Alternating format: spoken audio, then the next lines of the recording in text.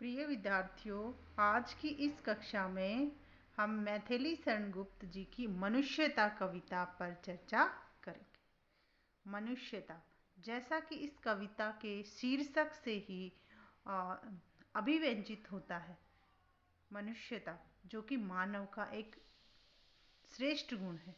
मनुष्य और पशु में इंसानियत को लेकर ही तो अंतर है, नहीं तो मनुष्य और पशु में खाना पीना सोना जगना बाकी प्रवृत्तियां तो समान है, लेकिन मनुष्य पशु से इंसानियत में ही अलग है। उसमें इंसानियत होगी तभी वो इंसान है, नहीं तो बाकी प्रवृत्ति तो उसकी भी पशु के समान ही है। और इस कविता में गुप्त जी ने मानवीय आचरण को लेकर प्रेरणादायी संदेश दिया है। मनुष्य को मनुष्य के काम आना चाहिए, मनुष्य मात्र में से बंधुत्व रखना चाहिए और ऐसा करने पर ही मनुष्य का जीवन सफल माना जा सकता है।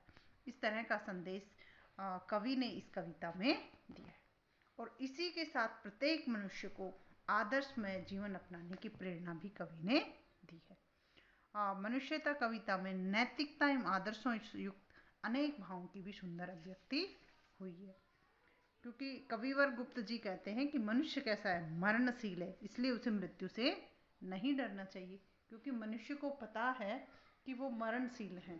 जो व्यक्ति इस संसार में आया है, जो भी जीव, उसको खत्म तो होना ही है।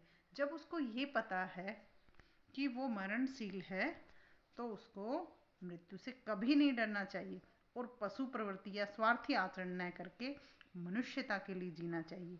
इस संसार में उदारता रखने वाले व्यक्ति की कीर्ति सदैव बनी रहती है और इसी उदारता से सारा समाज स्वयं को कृतार्थ मानता है। मनुष्य में अखंड आत्मभाव होना चाहिए, सभी के प्रति सहानुभूति होनी चाहिए।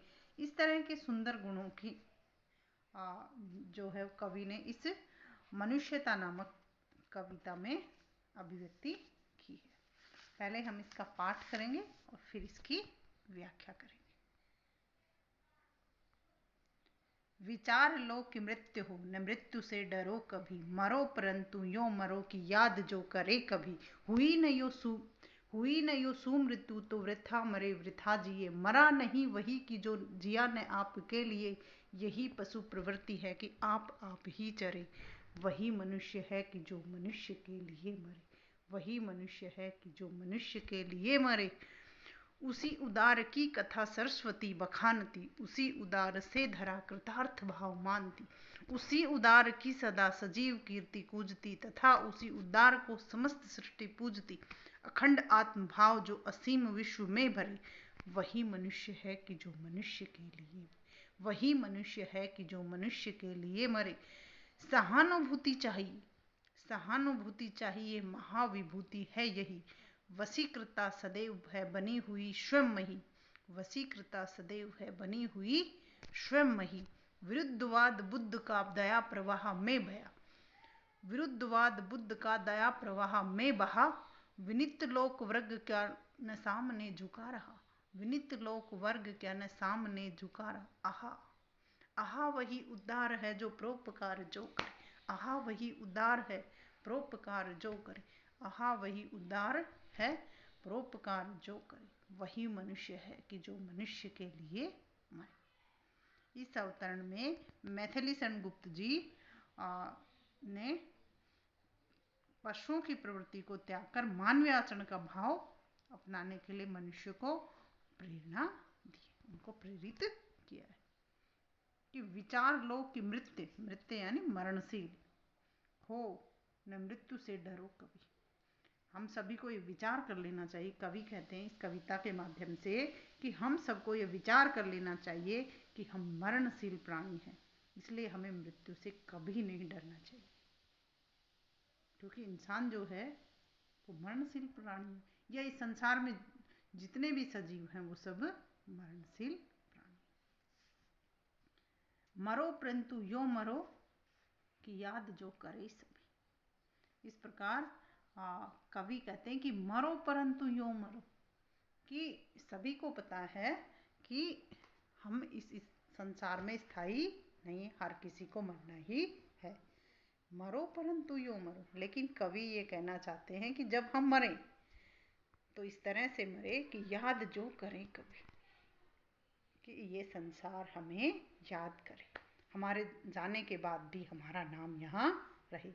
भले ही जिंदगी लंबी ना हो, लेकिन वो ऐसी हो कि उसको लोग याद करें, वो इंसानियत से भरी हुई हो, मनुष्यता से भरी हुई, विश्व बंधुत्व से भरी हुई, सहानुभूति से भरी हुई नहीं हो सुमृत्यु तो वृथा मरे वृथा जी। अब आगे कवि कहते हैं कि हुई नहीं हो सुमृत्यु, सुश्रेष्ठ मृत्यु, कि इस तरह से अगर इस संसार में सुयश नहीं प्राप्त किया, कीर्ति नहीं प्राप्त की, अच्छे काम नहीं किए और फिर हम मरे, तो हमारा जीना और मरना दोनों ही बेकार है, वृथा है। अगर इस तरह से हमारी श्रेष्ठ मृत्यु नहीं होगी, इस संसार में हम याद नहीं किए गए या इस संसार में हमने अच्छे कार्य नहीं किए, तो हमारा जीना और मरना दोनों ही वृथा गए, बेकार गए। मरा नहीं वही कि जो जिया ने आपके लिए, मरा नहीं मतलब अमर हो गया, वही कि जो जिया ने आपके लिए, कि वह मनुष्य अमर हो गया जो कि दूसरों के लिए जीता था। जो जिया ने आपके लिए, जो स्वयं के लिए न जीकर औरों के लिए जीता था, वो मनुष्य कैसे हो गया, अमर हो गया। उसकी कीर्ति चारों तरफ फैल गई, उसको लंबे समय तक लोग याद करेंगे। इसलिए कवि कहते हैं कि ऐसी मृत्यु श्रेष्ठ है जिसमें वह संसार याद करे। इस संसार में वही व्यक्ति मरा हुआ नहीं माना जाता, अर्थात अमर हो जाता है, जो कि अपने लिए नहीं अपितु दूसरों के लिए प्राण धारण करता है। परंतु जो व्यक्ति संसार में केवल यही पशु प्रवृत्ति है कि आप ही चरे। आगे कवि किस तरह से कहते हैं कि यही पशु प्रवृत्ति है। यह किसकी प्रवृत्ति है, पशु की प्रवृत्ति है, आप ही चरे, कि सिर्फ अपने स्वार्थ का ध्यान रखें, अपनी ही सुख सुविधाओं का ध्यान रखें, और हमारा पड़ोसी भले ही भूखा मरे लेकिन हम अपने सुख चैन की बंसी बजाएं। तो इस तरह का मनुष्य, उसमें इंसानियत बाकी नहीं है। उसकी प्रवृत्ति तो कैसी है, पशु के समान है, क्योंकि पशु की भी तो यही प्रवृत्ति है कि मेरा पेट भरे भले ही दूसरा भूखा रहे। और इंसान होकर भी अगर हम सिर्फ अपने स्वार्थों में फंसे रहे, हम दूसरों को बिल्कुल भी ध्यान नहीं रखे, तो ये हमारे इंसानियत के लिए सही नहीं है, हमें शर्मसार करने वाला है ये, कि वही मनुष्य है कि जो मनुष्य के लिए मरे। अतः वास्तविक मनुष्य वही है जो मनुष्य के लिए मरता, अर्थात मनुष्यता का आचरण करता है, मानवीय भावों के लिए अपने जीवन को समर्पित करता है। जहाँ कवि का मानवतावादी चिंतन व्यक्त हुआ है, इसमें मानव की स्वार्थी प्रवृत्ति पर तीखा व्यंग्य किया है उन्होंने, और इसमें अनुप्रास और पुनरुक्ति प्रकाश जो अलंकार है, वृथा मरे वृथा जी, मरा नहीं वही जो ने जिया आप, वृथा मरे वृथा जी, इनमें पुनरुक्ति प्रकाश अलंकार का प्रयोग कवि ने बड़े ही सुंदर ढंग से किया। आगे किस तरह से मैथिली शरण गुप्त जी उस उदार व्यक्ति की, जिस मनुष्य में मनुष्यता का गुण है, गुप्त जी ने मानव में उदारता गुण के महत्व को बताते हुए और उसे मानवता की पहचान बताया। और किस तरह से कवि कहते हैं कि उसी उदार की कथा सरस्वती बखान थी, कि उसी उदार की, किस उदार की, जिस मनुष्य में मनुष्यता है, उसी उदार की कथा सरस्वती बखान। कि कवि कहते हैं कि जो व्यक्ति मानवीय उदारता से परिपूर्ण रहता है, सरस्वती भी उसी की उदारता और यश का बखान करती है।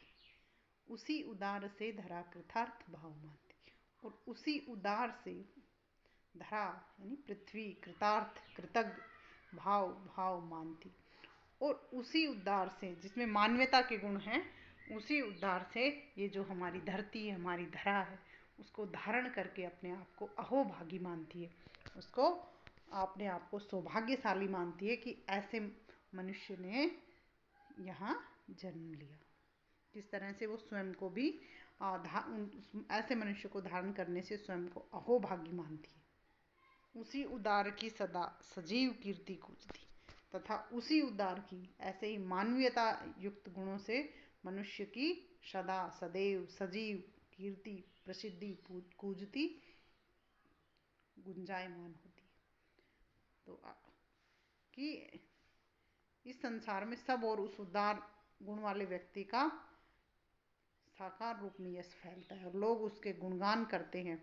ऐसे ही उदार व्यक्ति को ये सारी सृष्टि पूजती है, पूजती है। सभी उसकी कीर्ति का बखान करते तथा उसी उद्धार को समस्त सृष्टि पूजती। ये जो सारा संसार है उस महान और उद्धार व्यक्ति को सभी पूजते हैं, जिसमें मानवता के गुण होते हैं, सहनशीलता, भाईचारा, बंधुत्व, उसको ये सारी जो सृष्टि है, कायनात है, ये पूजती है। अखंड आत्मभाव जो असीम विश्व में भरे, वही मनुष्य है कि जो मनुष्य के लिए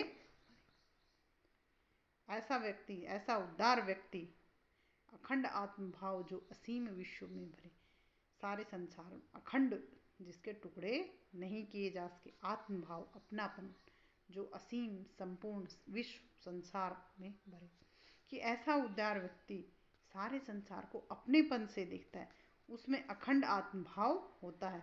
वो पृथ्वी को अपने परिवार की तरह समझकर और सभी में अपनत्व रखता है, वसुदेव कुटुंबकम की भावना वो रखता है। इस प्रकार वही श्रेष्ठ मानव है जो मनुष्य की रक्षा के लिए अपने प्राणों की बाजी लगा देता है। इस जो कविता है उसमें मानव के उदारता गुण और विश्व बंधुत्व की भावना का कवि ने उल्लेख किया है और मनुष्यता के लिए इन गुणों का होना अति आवश्यक बताया, क्योंकि मनुष्य जो है उसमें मनुष्यता होनी ही चाहिए। आगे कवि क्या कहते हैं, सहानुभूति चाहिए महाविभूति है ये, महाविभूति महान संपदा। कवि कहते हैं कि मानव में सहानुभूति की भावना होनी चाहिए और ये महाविभूति है। ये महाविभूति या किसको बताया, सहानुभूति को, कि यही सहानुभूति मानवता की महान संपदा है।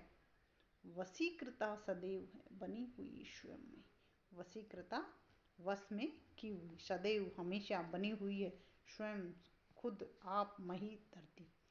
और इस सहानुभूति से ही इस धरती पर, इस संसार में सहानुभूति से ही, और ये जो धरती है ये ऐसे लगता है जैसे पूरा संसार, जिस व्यक्ति में सहानुभूति होती है उस व्यक्ति के वश में पूरा संसार होता है। विरुद्धवाद बुद्ध का दया प्रवाह में बहा, इस धरती पर जो विरुद्धवाद था या अमानवीय आचरण था या हिंसा क्रूरता का व्यवहार था, वो बुद्ध, महात्मा बुद्ध के जो दया करुणा का जो आचरण था उसके प्रवाह में बहकर ये हिंसा और अमानवीय आचरण बह गए, या विनीत लोक वर्ग क्या न सामने झुका रहा। और आगे कवि कहते हैं कि क्या महात्मा बुद्ध के मानवतावादी आचरण या सिद्धांतों के सामने समस्त जनता विनम्रता से झुकी नहीं रही, अर्थात सभी ने उनके सिद्धांतों को स्वीकार किया। कवि कहते हैं कि सहानुभूति एक ऐसी महाविभूति है जिससे इस पूरी संसार को, इस पूरी सृष्टि को वश में किया जा सकता है। या इस तरह से कह सकते हैं कि जिस व्यक्ति में सहानुभूति होते हैं उसके वश में स्वतः ही पूरी सृष्टि होती है, क्योंकि वो उसमें स्वार्थपन होता ही नहीं है, उसके लिए सब कुछ वसुधैव कुटुंबकम की भावना होती है कि पूरी जो वसुधा है, पूरी जो धरती है उसका परिवार है, उसमें भेद नहीं होता कि ये मेरा है ये मेरा है, नहीं, सब कुछ अपना है। और जहाँ सब कुछ अपना होता है या जहाँ करुणा होती है, दया होती है, अहिंसा होती है, सहानुभूति होती है, जहाँ ये श्रेष्ठ गुण होते हैं वहीं पर वही उसी मनुष्य को श्रेष्ठ मनुष्य कहा जा सकता। आहा वही उदार है परोपकार जो करे। आगे कवि कहते हैं कि आहा, आश्चर्य है कि वही उदार है परोपकार जो करे, कि उदार वही है जो परोपकार करे, जो दूसरों की भलाई में परोपकार, तो जो दूसरों की भलाई में लगा रहे। और मनुष्य वही श्रेष्ठ है जो मनुष्यता की रक्षा के लिए अपने प्राणों की बाजी लगा दे। तो इस कविता में कवि ने दया, करुणा, अहिंसा, सहानुभूति आदि श्रेष्ठ आदर्शों को अपनाने से ही उन्होंने मनुष्यता का प्रसार होगा, इस तरह से इस कविता में कवि ने मानवीय गुणों की अवमानना की है। और इस कविता की जो शब्दावली है वो तत्सम प्रधान खड़ी बोली है और इसमें अनुप्रास अलंकार और पुनरुक्ति प्रकाश अलंकार की श्रेष्ठता कवि ने बिखेरी है। आज की इस वीडियो में ये कविता का जो आधा भाग है वो हम पढ़ेंगे और अगले वीडियो में हम कविता को पूरा करेंगे। धन्यवाद।